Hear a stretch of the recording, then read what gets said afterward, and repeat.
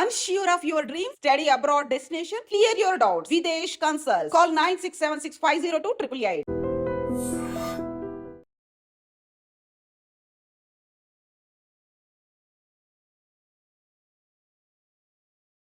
Hi hello నమస్తే welcome back to iDream media. ఈరోజు మనతో ఉన్నారు హైకోర్టు అడ్వకేట్ అయిన నరేష్ శంకర గారు. సో ఒకప్పుడు సోషల్ మీడియా ఏ విధంగా ఉండేదండి? ఏదైనా ఇంపార్టెంట్ ఇన్ఫర్మేషన్ అనేది షేర్ చేసుకోవడానికి, ఏదైనా క్రిటికల్ ఇన్ఫర్మేషన్, క్రిటికల్ న్యూస్ ఇవి షేర్ చేసుకోవడానికి ఉండేది.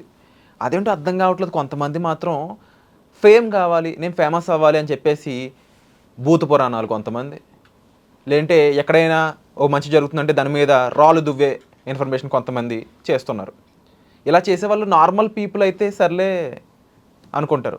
కానీ ఒక పవర్ఫుల్ పొజిషన్లో ఉన్నవాళ్ళు, లేదంటే ఒక సివిల్ సర్వీసెస్ లాంటి ఎగ్జామ్స్ దాటొచ్చి సివిల్స్లో ఒక ప్లేస్లోనే ఒక బెస్ట్ పర్సన్ అని పేరు తెచ్చుకున్న ఒక లేడీ ఇలాంటి పనులు చేయడం చాలా అసహ్యంగా ఉందని చెప్పేసి జనాలు, కొంతమంది లీగల్కి సంబంధించిన పీపుల్ చెప్తా ఉన్నారు. అయితే దీని అంతటి మీద కూడా ఆ పర్సన్ ఎవరు, ఏం జరుగుతుంది అనేది ఈరోజు ఎపిసోడ్లో క్లియర్గా తెలుసుకుందాం.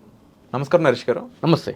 అంటే ఒకప్పుడు టిక్టాక్ అనే ఒక యాప్ ఉండేదండి. అందులో ఎవరు పడితే వాళ్ళు రకరకాల విన్యాసాలు చేసి, ఒక చేదరింపుతో కూడుకున్న ఏయో విన్యాసాలు చేసి ఫేమ్ తెచ్చుకోవాలి అని చెప్పేసి లక్షల మంది ఫాలోవర్స్ని కూడా తెచ్చుకునే వాళ్ళు ఉన్నారు. ఇలా ఎవరో తెలియని వాళ్ళు చేస్తే పిచ్చి అనుకునేవాళ్ళు అప్పట్లో. ఇప్పుడు అలాంటి ప్లేస్లో ఒక సివిల్ సర్వెంటు, ఒక ఐఏఎస్ ఆఫీసరు, అందులోనూ ఒక మహిళ ఇలాంటి పనులు చేస్తే వాళ్ళని ఏమంటారు? స్మితా సబర్వాల్ అంటారు. అంటే ఎందుకు చేస్తుంది ఆవిడ ఇలాగా? ఫేమ్ కోసం. అంటే ఆ రేంజ్లో ఉండి, ఆ ప్లేస్లో ఉండి ఇంకా ఫేమ్ ఏంటి సార్, నాకు అర్థం కావట్లేదు. ఈరోజు తెలంగాణలో ఎంతమంది ఐఏఎస్ ఆఫీసర్లు ఉన్నారు, ఎంతమంది ఐపీఎస్ ఆఫీసర్లు ఉన్నారు, సివిల్ సర్వెంట్స్ ఉన్నారు, దాంట్లో ఎంతమంది పేర్లు మీకు తెలుసండి? ఈవిడి పేరు ఎందుకు తెలిసింది? ఫేమ్ కోసం ట్రై చేస్తుంది కాబట్టి మీకు తెలిసింది. గుర్తింపు కావాలి, బ్యూటీ విత్ రికగ్నైజేషన్. పదే పదే వార్తల్లోకి రావడం రికగ్నేషన్ అనొచ్చా? ఎగ్జాక్ట్లీ. ఆ ఫేమ్ కావాలి, నా గురించి మాట్లాడుకోవాలి అంటే ఒక రాజకీయ నాయకుడికి ఎటువంటి పిచ్చి ఉంటుందో అదే పిచ్చి ఈవిడికి ఉంది. అంటే ఇందులో ఇంకో క్వశ్చన్ ఉంది మెయిన్గా. ఎస్. ఇప్పుడు ఒక కామన్ మ్యాన్ సోషల్ మీడియాలో ఒక రాంగ్ పోస్ట్ పెడితే ఏం చేస్తారు? రకరకాల శిక్షలు వేసి, వాడి మీద లేనిపోని కేసులన్నీ వేసి కెరీర్ నాశనం చేస్తారు. మరి ఇప్పుడు అదే ప్లేస్లో ఒక సివిల్ సర్వెంట్ ఇదే పని చేస్తుంది, మరి ఆవిడ మీద ఎటువంటి కేసులు అయ్యారా? ప్రభుత్వ సపోర్ట్ ఉంది కదా. ఈరోజు తెలంగాణ రాష్ట్రం ఏర్పడిన తర్వాత బీఆర్ఎస్ ప్రభుత్వంలో కీలక స్థానంలో ఆవిడ్ని ఉంచడం జరిగింది, సిఎంఓ సెక్రటరీ కింద, అంటే చీఫ్ మినిస్టర్ ఆఫీస్లో.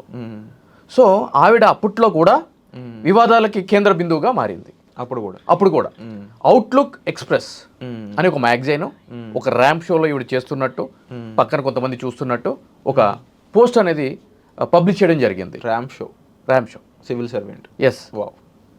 అవుట్లుక్లో దానికి సంబంధించి ఆ కేసుని ఫైట్ చేయడానికి అప్పటి రాష్ట్ర ప్రభుత్వము అఫీషియల్గా ఈవిడికి అమౌంట్ ఇస్తూ ఒక జీవో కూడా రిలీజ్ చేయడం జరిగింది.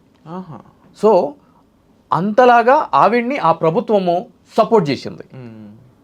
గట్టిగా చెప్పాలి అంటే కనుక ఒక సింగిల్ హ్యాండ్ తోటి గత ప్రభుత్వాన్ని ఆవిడ నడిపించింది అనటంలో ఎటువంటి అతిశయోక్తి కూడా లేదు. ఒక ప్రభుత్వాన్ని నడిపించేంత పవర్ ఆవిడ దగ్గర ఏముందో నాకు తెలియట్లేదు. అంటే ఇక్కడ మనం చూసుకోవాల్సింది ఏంటి అని అంటే కానండి, ఇన్ జనరల్గా ఏదైనా సరే, అంటే ఒక ప్రభుత్వాన్ని నడిపించేటప్పుడు కానీ, లేదు అంటే కనుక ఒక ఎడ్యుకేషన్ సిస్టమ్ తీసుకున్నా కూడా వాళ్ళ యొక్క పర్ఫార్మెన్స్ని బేస్ చేసుకుని వాళ్ళకి ర్యాంకింగ్స్ అనేది ఇవ్వడం జరిగింది. ఓకే. ఇక్కడ ఏమవుతుంది అని అంటే కనుక బ్యూటీని బేస్ చేసుకుని ర్యాంకింగ్ ఇవ్వడం అనేది జరుగుతుందండి. అంటే కాస్త ఉమెన్ వీక్నెస్ ఉందంటారు ఇక్కడ? ఆబ్వియస్లీ నేనేం చెప్తున్నానంటే ఆవిడ చదువుతో హోదాతో పాటు మెయింటెనెన్స్ మాత్రం ఎక్కడ తగ్గదు. అంటే ఒక సివిల్ సర్వెంట్ అనేవాళ్ళు పబ్లిక్కి వాళ్ళ సేవ చెయ్యాలనే ఒక మెయిన్ ఉద్దేశంతో పెట్టిన ఈ మొత్తం ప్లాట్ఫామ్ని కంప్లీట్ రూపుమాపులు లేకుండా మార్చేస్తున్నారన్న ఏమైనా డౌట్ ఉందా అంటారా? ఏం లేదు. ఇది ఎవరు అడగాలి? ప్రజలు అడగాలి. ప్రజలు అడగట్లేదు. వాళ్ళకి అవసరం లేదు కదా ఇవన్నీ. ఏదైనా చేసుకుంటారు. మీకు నేను ప్రభుత్వాన్ని ఏర్పాటు చేయాలంటే ఏం చేయాలి? ఎలక్షన్స్కి వెళ్ళాలి. అవును. నా పార్టీకి సంబంధించి నా పార్టీ అభ్యర్థులుగా ఉన్న మెజారిటీ పీపుల్ని గెలిపించుకోవాలి. గెలిపించుకోవాలంటే ఏం చేయాలి? మీకు తాయిలాలు ఇవ్వాలి. అవును. 1000 ఇస్తారా, 1500 ఇస్తారా, 3000 ఇస్తారా, 4000 ఇస్తారా, బీర్ ఇస్తారా, బిర్యానీ ఇస్తారా, ఏదైనా ఇవ్వండి, ఏదైనా చెయ్యండి, నా అభ్యర్థి గెలవాలి. గెలిపించుకుంటున్నారు. ప్రజలు కూడా ఏం చేస్తున్నారు? విద్యావంతులు అంటే ఒక నియోజకవర్గంలో 5,25,000 మందో 5,50,000 మందో 3 లక్షల మందో ఓటు బ్యాంక్ ఉన్న నియోజకవర్గాల్లో మీకు 40% నుంచి 60% వరకు మాత్రమే పోలింగ్ పర్సంటేజ్ జరుగుతుంది. అవును. మిగిలిన పర్సంటేజ్ అంటే ఏదైతే కనుక పోల్ అవ్వట్లేదో అది ఎవరిది? విద్యావంతులది. జనాలు మీరు అన్న విద్యావంతులు, మీరు అన్నట్టు కొంత మంచి పొజిషన్లో జాబులు చేసుకుంటున్న వాళ్ళ ప్యాటర్న్ నేను చేసిన సర్వే ప్రకారం చెప్పండి. అసలు గవర్నమెంట్ అనేది విరాట్ మాకు మహా అంటే వాళ్ళ నుంచి మాకు ఏం ఇంపాక్ట్ ఉంటుంది, అసలు గవర్నమెంట్ అనేది కేవలం 30% పీపుల్కి మాత్రమే అది మంచి చేసినా చెడు చేసినా, మా జీతాలు మా పనులు దానికి ఎటువంటి సంబంధం ఉండదు అని వాళ్ళంటూ ఉన్నారు. నా డౌట్ ఏంటి అంటే, అరే బాబు వాళ్ళు ఏమైనా ట్యాక్స్ చేస్తే దాన్ని నువ్వు కూడా కడుతున్నావు కదా వస్తువు రూపంలో అని నేను అంట. జనాలకి ఏం తెలియాలంటారు అసలు? ఇప్పుడు ఒక ఐటీ ఎంప్లాయ్ ఉంటాడండి, వైఫ్ అండ్ హస్బెండ్ ఎంప్లాయీస్ ఇద్దరు జాబ్ చేస్తారు. ఆ ఉమెన్ జాబ్ చేసే క్రమంలో బయటకు వస్తుంది. ఓకే. ఎవడో నడుంగిలుతాడు ఇట్లా, ఏం చేస్తాడు? భర్త ఏం చేయాలి? ఆన్ ది స్పాట్ ఏం చేయాలి? రియాక్షన్. యాక్షన్ ఏం చేస్తాడు? వాళ్ళు 5-6 ఉంటారు. ఏం చేస్తారు? సరే కొట్టడానికి ప్రయత్నిస్తాడు. అంటే ఆ వ్యక్తి చేసే ఎమోషన్ చెప్తున్నా, కానీ నిజానికి police complaint. Exactly, police complaint ఇస్తారు. ఇది సినిమా కాదు కదా. కాదు. ఒక వ్యక్తి 20 మందిని 30 మందిని కొట్టడము, ట్రైన్ లేపడం గాలిలో. కానీ ఎమోషనల్గా భార్య మీద జరిగినప్పుడు అయితే ముందు మీదకైతే వెళ్ళిపోతాడు కదా. వెళ్ళిపోయినప్పుడు కూడా వాళ్ళు ఏం చేస్తారు అంటే కనుక అతను కూడా కొడతారు అని అంటున్నాను నేను. ఆబ్వియస్లీ కొడతారు కదా. అటువంటి తీట పనులు చేసే యాంటీ సోషల్ ఎలిమెంట్స్ అడొక్కడిగా చేయడు కదండి. ఏదో వెనకాల నడిపిస్తుంది అంటారు. ఒక 4-5 ఇట్లా గాలిగాళ్ళు కలిసి ఇట్లా తిరుగుతున్నప్పుడు ఇటువంటి పనులు చేస్తూ ఉంటారు. రైట్? అది ఎవడో కింద తిరుగుతూ ఉంటాడు, ఆ లోకల్ ఎవడో రౌడీ షీటర్ గాడి కింద ఇటువంటి పనులు చేస్తూ ఉంటారు. వాళ్ళకి ఎవడో లీడర్ సపోర్ట్ చేస్తూ ఉంటాడు. ఏం చేస్తాడు? పోలీస్ కంప్లైంట్ ఇస్తాడు. అవునా? మీరు పోలీస్ కంప్లైంట్ ఇవ్వగానే ఎందుకంటే తీసుకోవాలి పోలీసు యాక్షన్? మీకు మీ భార్యకి పోలీసులకి ఏంటండి సంబంధము? మీ ఇంటి సమస్య కదా అది, మీ భార్య కదా. మరి ఎందుకు వెళ్తున్నారు పోలీస్ స్టేషన్కి? ప్రజాస్వామ్యం లేదంటారా? ఎగ్జాక్ట్లీ, ప్రభుత్వం, ప్రజాస్వామ్యం కదా. మరి ఏం చేస్తుందంటున్నారు ప్రభుత్వం? మీరు పోలీస్ స్టేషన్లో కంప్లైంట్ ఇచ్చిన వెంటనే కేసు తీసుకుని ఎఫ్ఐఆర్ చేసి ఎవడు గిచ్చాడో ఎవడో నొక్కాడో వాడిని పట్టుకుని వచ్చి లోపలేసి బుద్ధి చెప్పాలి. బుద్ధి చెప్తున్నారుగా. అంటే 100% జరుగుతుందా అంటే కనుక ఎక్కడ జరగదు. 100% మీరు అగ్రీ చేయాలి, నేను అగ్రీ చేయాలి.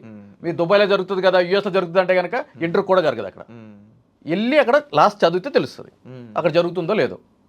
రైట్? కాబట్టి నేనేమంటున్నా అంటే ఇక్కడ ఈ అజంప్షన్స్ ఏవైతే ఉన్నాయో ఈ చదువుకున్న వ్యక్తులకి, ఇప్పుడు మీరు యాజ్ యూ సెడ్ ఎర్లియర్, అవన్నీ కూడా ఫాల్స్ అండి. చదువుకున్న అజ్ఞానులు వీళ్ళంతా. రైట్? మీరు ఈ విధంగానే ఇంకా కంటిన్యూ చేశారనుకోండి, బహిరంగంగానే ఇంటికి వచ్చి గెలిపోతారు ఇటువంటి ఏదో పనులు చేసేటోళ్ళు. అప్పుడు మీరేం చేస్తారు? కాబట్టి ఇవన్నీ కూడా కన్సిడర్ చేయాలి. అర్థమవుతుంది కదండి. అంటే ఇప్పుడు ఓవరాల్గా స్మితా సబర్వాల్ లాంటి పర్సన్స్ వీళ్ళు ప్రభుత్వాన్ని నడిపిస్తున్నారు. ఎట్ ది సేమ్ టైం ఒక ఆఫీసర్ ఎలా ఉండకూడదు అలా ఉంటున్నారు. వీళ్ళు చేసే ఇంపాక్ట్ అనేది జనాల మీదకి నెగిటివ్గా వెళ్తూ ఉంది. ఇంకో పక్కన జనాల్లో కూడా సరైన మార్పు లేదు, వాళ్ళు కూడా విచిత్రంగా ఆలోచిస్తూ ఉన్నారు. ఏమంటారు ఇప్పుడు ఓవరాల్ కన్క్లూషన్ ఏమంటారు దీని మొత్తం అంశానికి?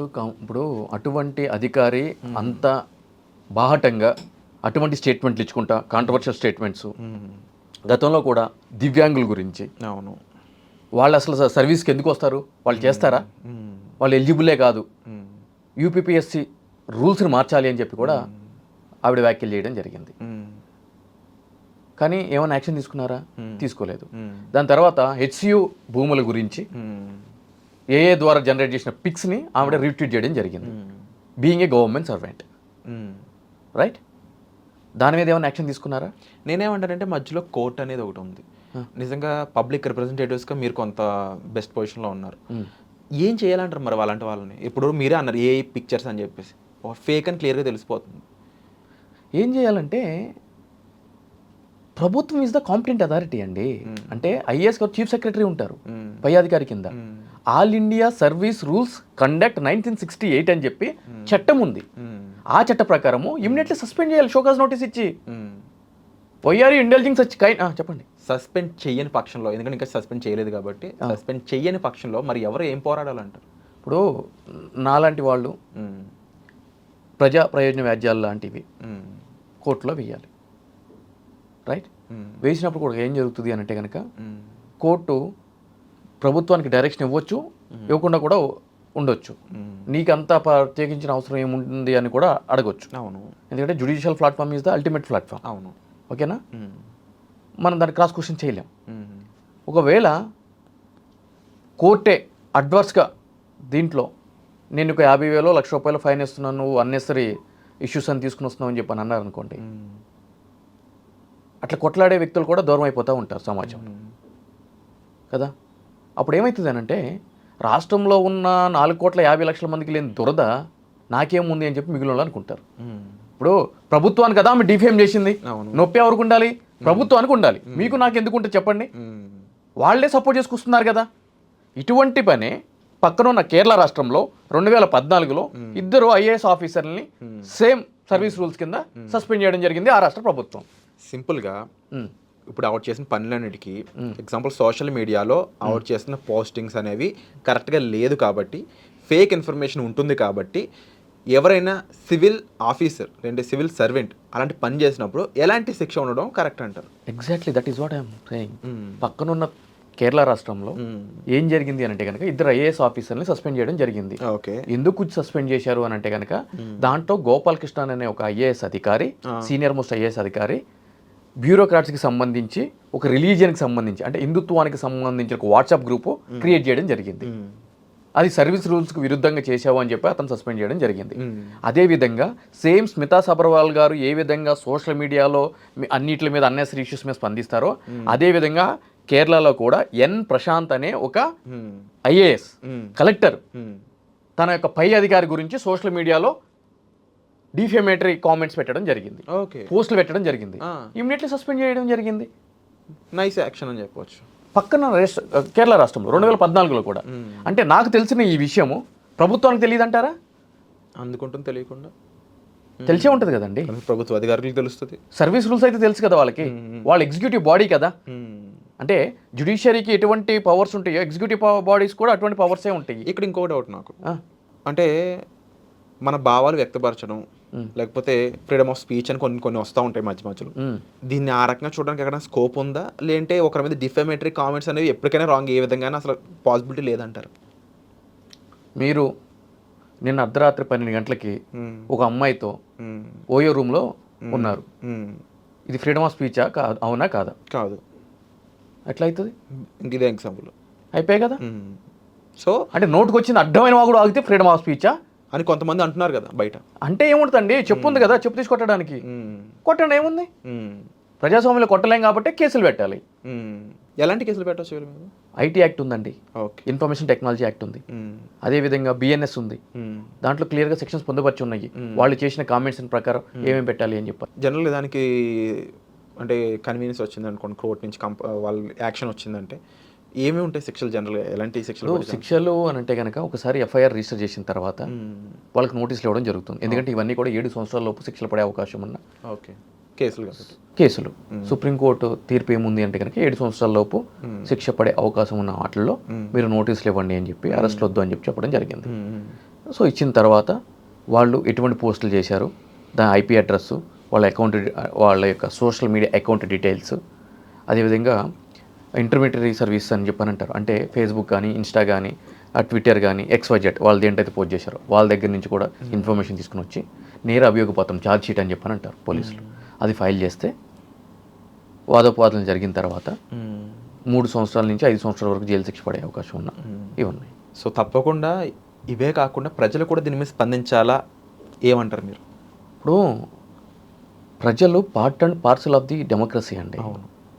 వాళ్ళు ప్రత్యక్ష పరోక్ష భాగస్వామ్యులు అండి.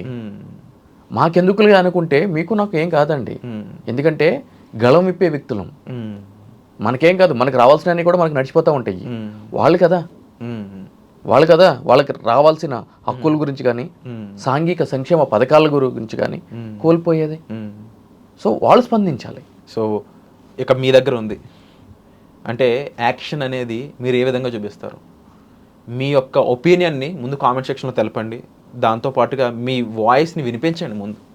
సో మనకి నరేష్ గారు చెప్పిన ఈ విషయాలపై మీ ఒపీనియన్ కంపల్సరీ కామెంట్ సెక్షన్లో షేర్ చేసుకోండి. మీ ఒపీనియన్ అనేది మాకు చాలా వాల్యుబుల్ అండి, ఎందుకంటే జనాలు ఏమనుకుంటున్నారు అనేది ప్రతి ఒక్కరికి తెలియాల్సిన అవసరం కూడా ఎంతైనా ఉంది కాబట్టి. Thank you so much Naresh. Thank you.